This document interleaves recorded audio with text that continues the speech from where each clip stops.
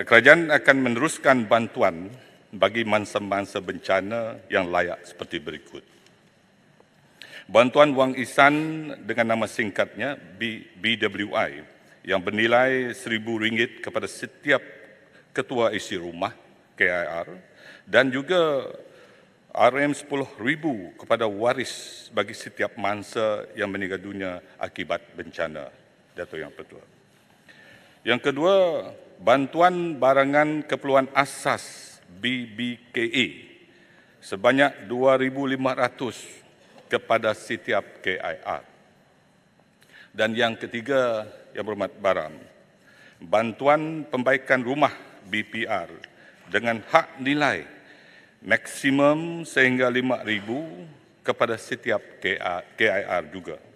Selain dari itu, jika penilaian kerusakan rumah didapati melebihi RM5,000, kerja-kerja bait pulih akan dilaksanakan oleh Kementerian Kemajuan Desa dan Wilayah KKDW dan juga Kementerian Pembangunan Kerajaan Tempatan KPKT menggunakan peruntukan sedia ada di kementerian masing-masing.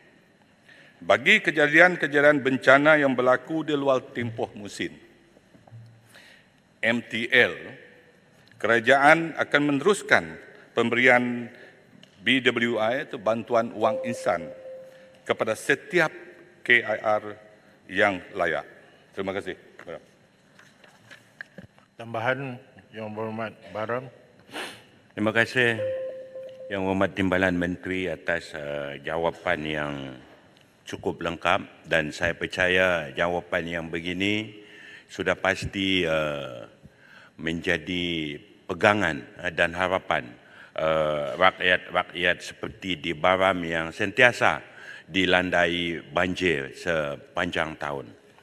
Soalan tambahan saya adalah bagaimana cara untuk memohon permohonan-permohonan yang telah disebutkan oleh Yang Berhormat Timbalan Menteri tadi, sebab kita di kawasan pendalaman tak ada internet, jadi kita memerlukan cara-cara yang betul ini supaya mereka juga sebagai rakyat dapat menikmati kemudahan-kemudahan yang seperti yang disebutkan oleh Yang Berhormat Timbalan Menteri tadi.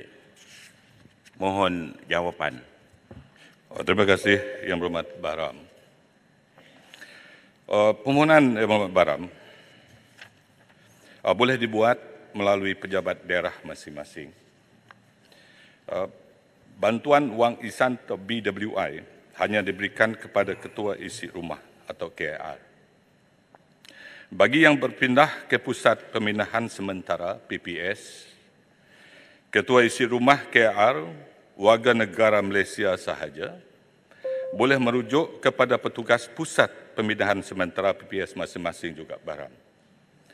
Bagi yang tidak berpindah ke PPS, permohonan perlu dikemukakan kepada ketua komuniti, ketua kampung, tuan rumah kalau di Sarawak, maran umar kalau orang Ulu, ataupun paran lepuk suku kaum Kenyah, dan juga melalui pegawai daerah masing-masing Baram. Kelulusan permohonan adalah tertaluk kepada pengisahan pegawai daerah selaku pengurusi jawatan kuasa pengurusan bencana daerah. Baram, I think clear. Terima kasih. Jerlun.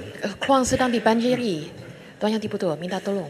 Yang Berhormat Tuan Tuan. Terima kasih Tuan Dipertua. Saya lihat bahawa jawapan yang diberi tadi berlega kepada isu bencana banjir.